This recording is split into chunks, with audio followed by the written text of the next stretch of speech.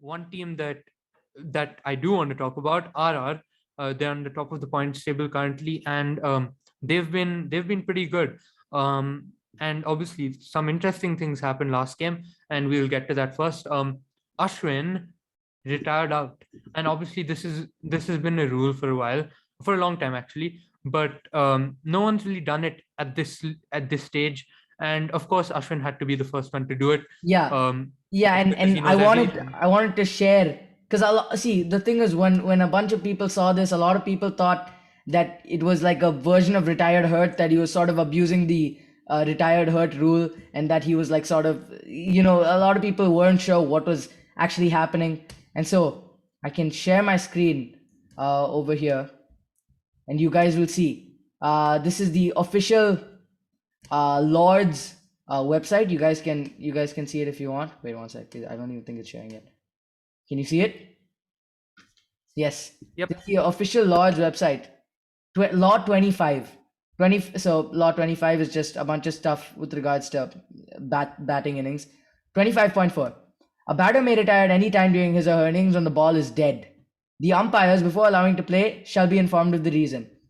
And then here it talks about if they retire because of illness and they really can't come back out.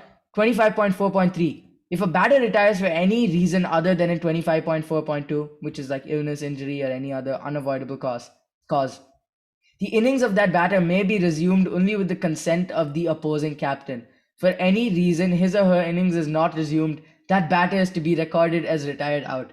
And I'm sure a bunch of people didn't know that this rule existed. Nobody, yeah, as Rayan said, nobody does it at this level. He sort of made way for yeah, okay, I can stop sharing. Made way for Rian Parag to come in, who as always did pretty much nothing. But he did it nonetheless. And yeah, that's the rule. Yeah, so it's definitely a rule, and many people probably didn't know that. And we can talk about whether it's a good rule or not later. But it's a rule, and of course, Ashwin, being the cricket nerd that he is, obviously knew it, and he's obviously the first one to retire out, which I think is something we'll be seeing a bit more now. And it's definitely a solid tactic for teams to use. Personally, I don't like the rule. I have no problems with teams doing it because it exists, but I just don't like the rule because I think if a batter is struggling, they should deal with the fact that they're not playing good and just lose it for their team. I don't think that a batter should be able to retire out like that. But the rule exists, and he took advantage of it, which is fair enough. I mean, Yeah. I can't say anything to that. You talked about Parag. He hit 8 and 4 when he came. Mhm. 200 strike rate. He might have just won it because that was a close game with Lucknow. So I would think the move worked. But we'll talk about Parag a little more now. So his role is at 6, and they're not using Jimmy Neesham instead of Parag. They've decided to stick with him, and that's something I find a little interesting. They obviously like him a lot, but I don't think 6 is his best role. See, because you can't. A finishing is obviously a tough role. You only have a few balls, and you're bound to get out with some low scores sometimes. But one thing that Parag doesn't have is he doesn't have safety. There's no one that comes ahead of behind him that bats. So he's there's so much pressure on him, and I don't think you should be giving a young player like that much pressure. I think Parag should bat at least like 5 for them, just so that he has security to play his free game with someone like a Hetmyer coming behind him. I don't think it's the best move for him as a player, and it's certainly been hit and miss for RR the team. Yeah, I mean, like him where he is now is he hasn't been doing anything. Now he's obviously in the team as or they're playing him right now as a batsman. With regards to the ball in all of the matches, he's bowled like 2 overs.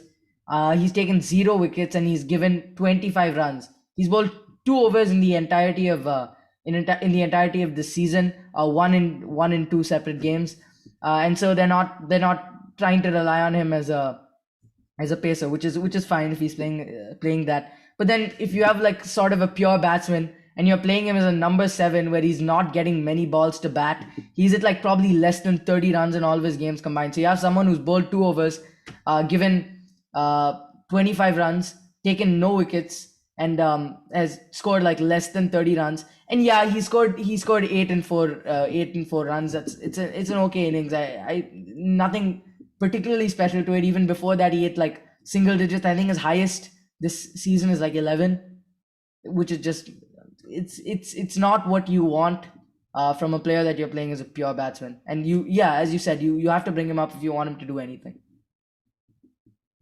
Yeah, another interesting thing that RR did, another thing to do with an uncapped young Indian player and not giving him the confidence that he needs, they dropped Jaiswal, a player who they retained, opened obviously with Devdutt Padikkal and brought in Rassi van der Dussen, who I rate very highly. I don't mind him being in, but I just don't think it's the right move for Jaiswal, especially so early on.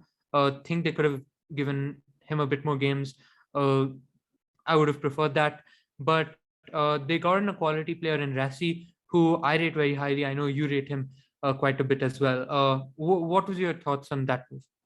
Yeah, I mean, it was definitely unexpected. It doesn't make much sense, in my opinion, from their standpoint. As you said, it's I know like they retained Jaiswal. I think it was just like 4 crores, and people are gonna say, oh, okay, fine, it was just a 4 crore retention. They didn't. The fact that you retain somebody says something about what you think of that player and the role that they're going to play in the team. That meant that for this auction, they were planning to build their team around Jaiswal. Maybe they didn't expect to get Padikkal. Maybe they thought that other teams would go higher. I'm not sure about that strategy, but I will say that Padikkal opening is awesome. I really like it. It's much better than Padikkal like sort of playing at three and coming in at very different positions. He could come in 3 balls in if there's an opening problem, or he could come in like after the power play, which I don't think really fits him. I like to see him up top. And as you said, I'm a big fan of Rassi. If Om was here, he would be cussing this move out way more because he's not as big a fan of Rassi, and he's talked about it in the I think he talked about it in the pre IPL game or in the pre IPL podcast about how he doesn't think Rassi has a spot. But I don't mind. I like Rassi, and if Rassi is able to rack up a few performances here, then RR can become a much stronger side. And because you have players who play in natural positions, an okay Jaiswal at two and a decent Padikkal at three, or a good Padikkal at three isn't as good as like a Padikkal in his position, in his element, who knows how to take the game away from the beginning for RR. And then at three, you bring in Rassi, who's another player who can stabilize and go berserk towards the end. He's not very conventional. Like he can play conventional shots as well, but he's not afraid to sort of experiment, play shots square of the wicket, scoops. He's a very interesting batsman. He's a very innovative batsman, and so uh, yeah, I'm a fan of Yeah. this move. Yeah, so obviously you mentioned Padikkal opening, which I also agree with. I think he's better suited as an opener than at number 3 or 4, purely because the fact that I think he's a horrible batsman outside of power play, utterly useless. He needs to field up to actually be good, and fair enough if that's what your strength is. But you're pretty much useless outside of the power play. I know he did well a couple games earlier on, but don't buy into all of that fluke nonsense. He's not good.